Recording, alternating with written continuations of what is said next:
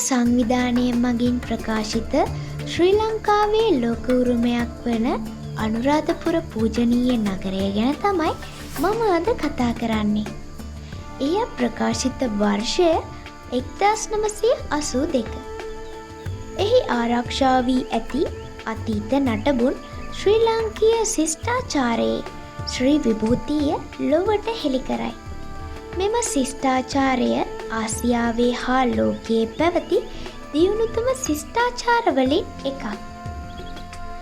අනුරාධපුර වත්මන් අගනුවර වන කොළඹ නගරයේ සිට කිලෝමීටර් 205ක් පමණ උතුරින් උතුරුමැද පළාතේ මල්වතු ඔය අසබඩ පිහිටාත් ඇත.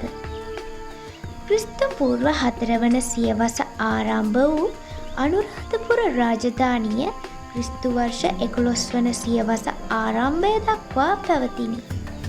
මේ සමයෙහි අනුරාධපුර නගරය අද්විතීය සංස්කෘතියකින් හා උසස් ශිෂ්ටාචාරයකින් පෝෂණය විය.